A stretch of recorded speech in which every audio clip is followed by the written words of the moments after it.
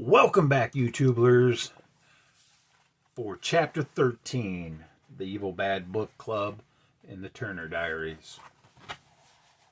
March 21st, 1994. Today, a new beginning. Quite a coincidence that it's the first day of spring. For me, it's like a return from the dead. 470 days of living death. To be back with Catherine, back with my other comrades, able to resume the struggle again after so much wasted time. The thought of these things fills me with an indescribable joy. So much has happened since my last entry in this diary. How glad I am that Catherine was able to save it for me. That it's difficult to decide how to condense it all here. Well, first things first. It was about 4 o'clock in the morning, pitch dark, a Sunday. We were all sound asleep. The first thing I remember is Catherine shaking me by the shoulder, trying to wake me up. I could hear an insistent buzzing in the background, which in my sleep-fogged condition I assumed was our bedroom alarm clock. "Surely it's not time to get up yet," I mumbled. "It's the warning buzzer downstairs," Catherine whispered urgently. "Somebody's outside the building." That snapped me awake. Before I could even get my feet on the floor, there was a loud crash as something trailing a stream of sparks came hurtling through the carefully boarded up bedroom window. Almost immediately, the room was filled with a choking cloud of gas, and I was gasping for breath in agony. The next couple of minutes are a little hazy in my memory. Somehow, we all got our gas masks on without turning on any lights. Bill and I raced downstairs, leaving Catherine and Carol to man the upstairs windows. Fortunately, no one had yet tried to enter the building. But as Bill and I reached the bottom of the stairs, we could hear someone outside with a bullhorn ordering us to come out with our hands up. I took a quick look through our peephole. The darkness outside had been turning bright as day by dozens of searchlights, all trained on our building. The glare kept me from seeing much of anything beyond the lights, but it was instantly clear that there were several hundred troops and policemen with lots of equipment out there. It was obviously futile to attempt to shoot our way out, but we laid down a brief barrage anyway. Half a dozen quick shots each, from the upstairs and downstairs windows, front and back, just to discourage people outside from attempting to force a quick entry into the building. After that, we all stayed clear of the windows and doors, which were immediately riddled with a withering return fire, and concentrated on getting as much of our essential equipment out through our escape tunnel as we could.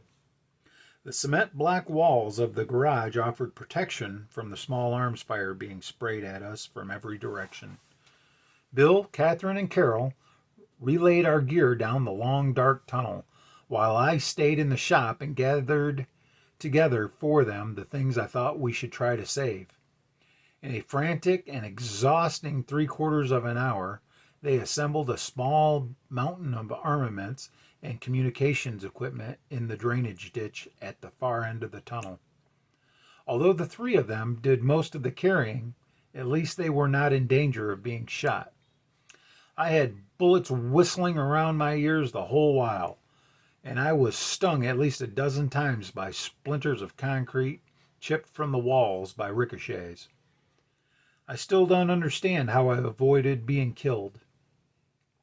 I even managed to fire a few rounds back through the door at our attackers every 5 minutes or so, just to keep them under cover. Finally, we had gotten out all of our small arms and ammunition, about half our bulk explosives and heavier weapons, and the complete communication units. Bill's tools were saved because he has a tidy habit of keeping them all together in a toolbox. But we abandoned most of my test equipment, because it was scattered all over the shop. We huddled briefly in the grease pit and decided that Bill and the girls would steal a vehicle and load our things into it while I stayed in the shop and prepared a demolition charge that would cover the entrance of our escape tunnel. I would give them 30 minutes, then I would light the fuse and make my own exit. Catherine broke away and ran quickly back upstairs where she grabbed some of our personal items, including my diary, and then I shooed her back into the tunnel with the others for the last time. The downstairs doors and the boards over the windows were about half shot away by this time, and so much light was coming into the shop from the searchlights that any movement was becoming extremely hazardous. Working with nervous haste, I assembled a 20-pound charge of tritonol in the grease pit just above the tunnel entrance and primed it. Then I crawled along the floor, headed for the wall where approximately another 100 pounds of tritonol was stacked in small containers. I intended to run a length of primacord from that batch to the charge in the grease pit so that the whole shop would go up in one blast, thoroughly covering everything in rubble. It would take the cops a couple of days to sift through the debris and discover that we had escaped. But I never made it to the wall. Somehow, I still don't understand exactly what happened. The charge in the grease pit exploded prematurely. Perhaps a ricocheting bullet hit the primer, or perhaps sparks from one of the tear gas grenades, which were still being lobbed into the place, ignited the fuse. In any event, the concussion knocked me cold and nearly killed me. I regained consciousness on an operating table in a hospital emergency room. The next few days were extraordinarily painful ones. I wince at the memory. I was taken directly from the emergency room to an interrogation cell in the sub-basement of the FBI building, which was still only partially cleared of the rubble from our bombing several weeks earlier. Although I was still disoriented and in extreme pain from my wounds, I was handled very roughly. My wrists were tightly handcuffed behind me, and I was kicked and punched whenever I stumbled or failed to respond fast enough to an order. Forced to stand in the center of the cell while half a dozen FBI agents shouted questions at me from all sides. I could hardly do more than mumble incoherently, even if I had wanted to cooperate with them. Even in my agony, however, I felt a surge of elation when I realized from my interrogator's questions that the others must have gotten away safely. Over and over again, the men around me screamed out the same questions. Where are the others? How many were in the building with you? How did they get out? Apparently, the charge in the grease pit had successfully obliterated the tunnel entrance. The questions were punctuated with repeat slaps and kicks until I finally sagged to the floor, mercifully unconscious again. When I came to, I was still lying where I had fallen, on the bare concrete floor. The light was on, no one else was in the room, and I could hear the chattering of pneumatic hammers and other sounds being made by repairmen working in the corridor behind my cell door. I ached all over with handcuffs, causing me particularly agony, but my head was nearly clear. My first thought was one of regret, that I no longer had my poison capsule. The secret police, of course, had taken my little necklace away as soon as they had found my unconscious body in the wreckage of the garage. I cursed myself for having failed to take the precaution of carrying the capsule in my mouth before the explosion. Probably it wouldn't have been found there, and I could have bitten it as soon as I woke up in the hospital. In the days to come, this regret was to reoccur again and again. My second thought was also one of regret and self recrimination. I was tormented by a suspicion so strong that it nearly amounted to certainty that my ill advised visit to Elsa 2 days earlier was responsible for my predicament. Evidently, someone from Elsa's group had followed me home and then had informed on me. This suspicion was later confirmed indirectly by my captors. I was alone with my aches and somber thoughts for only a few minutes before my second interrogation session began. This time, 2 FBI agents came into my cell, followed by a physician and 3 other men. 2 of the last 3 being large, muscular-looking Negroes. The third man was a stooped, white-haired figure about 70. A nasty little smile flickered around the corners of his coarse-looking mouth, which occasionally split into a leering grin, revealing the gold caps on his tobacco-stained teeth. After the physician had quickly checked me over, pronounced me reasonably fit, and left, the 2 FBI agents jerked me to my feet and then took up positions near the door. The session was turned over to the sinister-looking fellow with the gold teeth. Speaking with a thick Hebrew accent in a disarmingly mild professional manner, he introduced himself to me as Colonel Saul Rubin of Israeli military intelligence. Before I could even wonder what business a representative of a foreign government had questioning me, Rubin explained. Since your racist activities are in violation of the International Genocide Convention, Mr. Turner, you will be tried by an international tribunal with representatives from both your country and mine. But first, we need some information from you, so that we can also bring your fellow criminals to justice at the same time. I understand that you were not very cooperative last night. Let me warn you that it will go very hard for you if you fail to answer my questions. I have had a great deal of experience over the last 45 years in extracting information from people who did not wish to cooperate with me. In the end, they all told me everything I wanted to know, both the Arabs and the Germans. But it was a very unpleasant experience for those who were stubborn. Then, after a brief pause, yes, some of those Germans, back in 45 and 46, particularly the ones from the SS, were quite stubborn. The apparent satisfying recollections brought another hideous grin to Rubin's face, and I could not suppress a shudder. I remembered the horrible photographs one of our members, who was a former Army intelligence officer, had shown me years ago of German prisoners who had had their eyes gouged out, their teeth pulled, their fingers cut off, and their testicles smashed by sadistic interrogators, many wearing U.S. Army uniforms, prior to their conviction and execution by military courts as war criminals. I wanted nothing so much as to be able to smash the leering Jewish face before me with my fists, but my handcuffs would not permit me that luxury. I settled for spitting into Rubin's face and simultaneously aiming a kick at his crotch.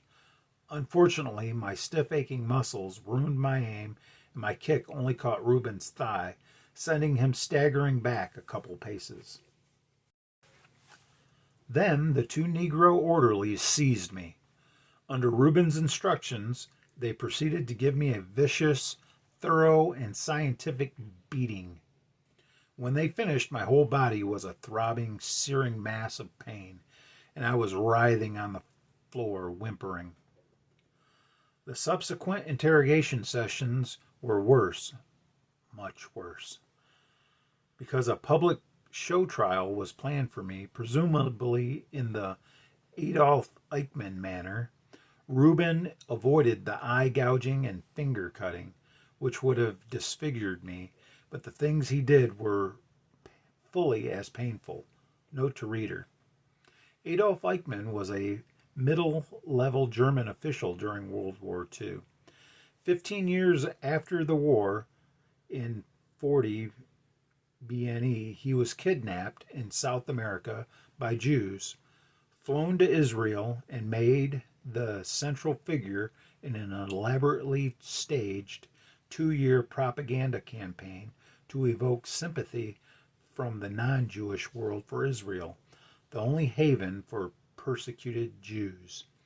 After fiendish torture, Eichmann was displayed in a soundproof glass cage during a 4-month show trial in which he was condemned to death for crimes against the Jewish people. For days at a time, I was completely out of my mind, and as Reuben had predicted, I eventually told him everything he wanted to know. No human being could have done otherwise.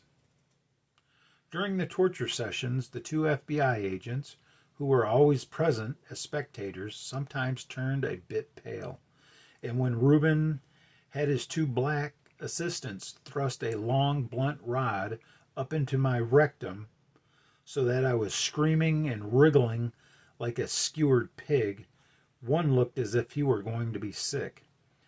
But they never raised an objection. I guess it was much the same after World War II, when American officers of German descent calmly watched Jewish torturers work over their racial brothers who had been in the German army, and likewise saw nothing amiss when Negro GIs raped and brutalized German girls. Is it that they have been so brainwashed by the Jews that they hate their own race? Or is it that they are just insensitive bastards who will do whatever they're told as long as they keep drawing their salaries? Despite Reuben's exquisitely painful expertise, I am now thoroughly convinced that the organization's interrogation techniques are much more effective than the system's. We are scientific, whereas the system is merely brutal. Although Reuben broke my resistance and got answers to his questions, fortunately, he failed to ask many of the right questions. When he had finally finished with me, after nearly a month-long nightmare, I had told him the names of most of the members of the organization that I knew, the locations of their hideouts, and who had been involved in various operations against the system. I had described in detail the preparation for the bombing of the FBI building and my role in the mortar assault on the Capitol. And of course, I explained exactly how the other members of my unit had escaped capture. All these disclosures certainly caused problems for the organization. But since they were able to anticipate exactly what the political police would learn from me, they were able to nullify any potential damage. Mainly, it meant hastily abandoning several perfectly good hideouts and establishing new ones. But Reuben's interrogation technique elicited only information in the form of answers to direct questions. He asked me nothing about our communication system, and so he found out nothing about it. As I learned later, our legals inside the FBI kept the organization informed as to just what information my interrogation was yielding, so we retained confidence in the security of our radio communications. He also found out nothing about the order or about our philosophy or long-range goals, which knowledge might have helped the system understand our strategy. As it was, everything Reuben got from me was of a tactical nature only. I believe the reason for this to be the system's arrogant assumption that the task of liquidating the organization would be a matter of only weeks. We were regarded as a major problem, but not as a mortal danger. After my period of interrogation was over, I was kept in the FBI building for another 3 weeks, apparently in anticipation of having me handy to identify various organization members who might be arrested on the basis of the information I had furnished. None were arrested during this time, however, and I was eventually transferred to the special prison compound at Fort Belvoir, where nearly 200 other organization members and about the same number of our legals were being held. The government was afraid to put us into ordinary prisons because of the danger that the organization might free us, and also, I suspect, because they were afraid we might indoctrinate other white prisoners. So all captured organization members were taken to Fort Belvoir from all over the country and kept in solitary confinement cells in buildings surrounded by barbed wire, tanks, guard towers with machine guns, and 2 companies of MPs, all in the center of an army base. And there I spent the next 14 months. What happened to the plans for my trial, I cannot say. Many people consider solitary confinement to be especially harsh treatment, but it was a blessing for me.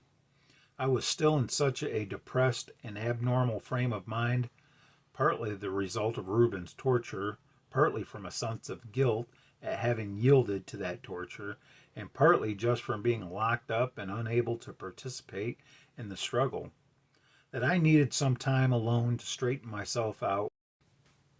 And, of course, it was nice not to have to worry about blacks, which would have been a real curse in any ordinary prison.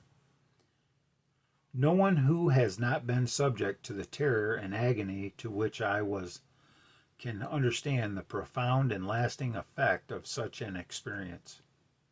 My body has healed completely now, and I have recovered from the peculiar combination of depression and nervous jitters with which my interrogation left me.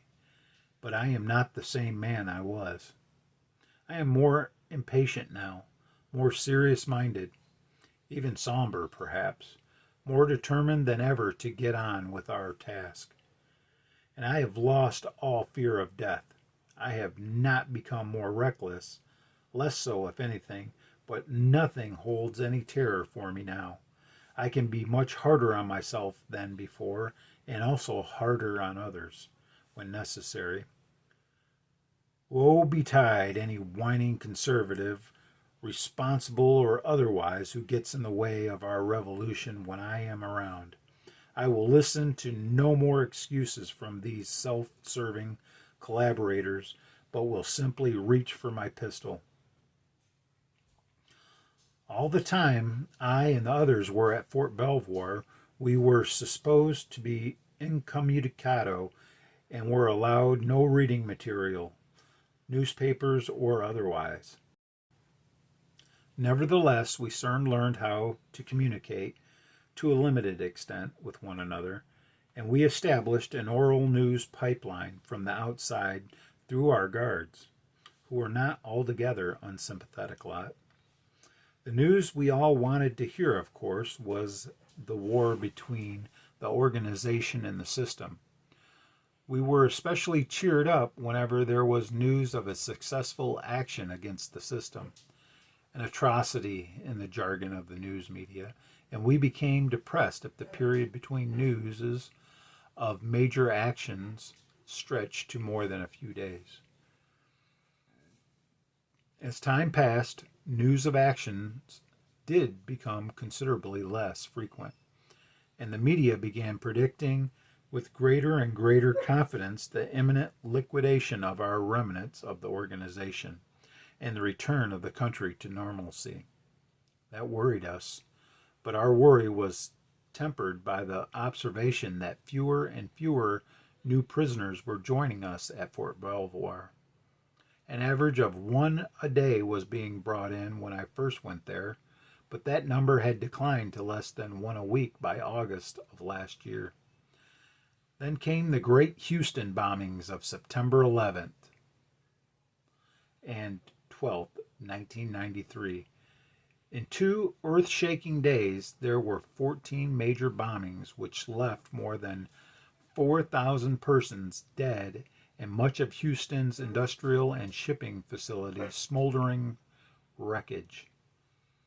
The action began when a fully loaded munition ship carrying aerial bombs to Israel detonated in the crowded Houston ship channel in the pre-dawn hours of September 11th. That ship took 4 others to the bottom of the channel with her, thoroughly blocking it, and also set fire to an enormous refinery nearby. Within an hour, 8 other massive explosions had occurred along the shipping channel, putting the nation's second busiest port out of business for more than 4 months. 5 later explosions closed the Houston airport, destroyed the city's main power generating station, and collapsed 2 strategically located overpasses and a bridge, making 2 of the most heavily traveled freeways in the area impassable. Houston became an instant disaster area, and the federal government rushed in thousands of troops, as much to keep an angry and panic-stricken public under control as to counter the organization. The Houston action won us no friends, but neither did it help the government's case, and it thoroughly dispelled the growing notion that our revolution had stifled. And after Houston, there was Wilmington, then Providence, then Racine. Actions were fewer than before, but they were much, much bigger. It became apparent to us last fall that the revolution had entered a new and more decisive phase, but more of that later.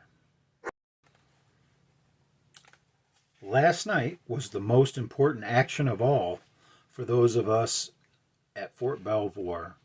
Just before midnight, as usual, 2 olive drab buses pulled up in front of the gate to our prison compound. Ordinarily, they bring in about 60 MPs for the midnight guard shift and take away the evening shift. This time, it was different. My first inkling that a breakout was in progress came when I was wakened by the sound of a machine gun being fired from one of the guard towers. It was quickly silenced by a direct hit from the 105 millimeter gun on one of the 4 tanks in our compound. After that, there was intermittent small arms fire and a lot of shouting and the sound of running feet. Finally, the wooden door of my cell burst inward under the blow of a sledgehammer, and I was free. I was one of the lucky 150 or so who squeezed into the 2 MP buses and rode out in them. Several dozen others clung to the outside of the 4 captured tanks, whose inattentive crews had been the first targets of our rescuers. The rest had to go on foot, slogging through a downpour which providentially kept the Army's helicopters grounded. Altogether, we lost 18 prisoners and 4 rescuers killed and 61 prisoners recaptured. But 442 of us, according to the news report on the radio, made it to the waiting trucks outside the base, while the tanks kept our pursuers at bay. That wasn't the end of the excitement, but let it suffice to say that by 4 o'clock this morning, we had successfully dispersed to more than 24 pre-selected safe houses in the Washington area. After a few hours' rest, I slipped into a set of civilian work clothes, took the set of false identification cards that had been carefully and masterfully prepared for me, and carrying a newspaper and a lunch pail, made my way among the morning job goers to the rendezvous point I was assigned. Within 2 minutes, a pickup truck carrying a man and a woman pulled up to the curb beside me. The door opened and I squeezed in. As Bill drove off into the rush hour traffic, I held my beloved Catherine in my arms once again. All right, that's it for Chapter 13. Come back tonight for the breakdown and come back tomorrow for Chapter 14. I'll check you YouTubers out later.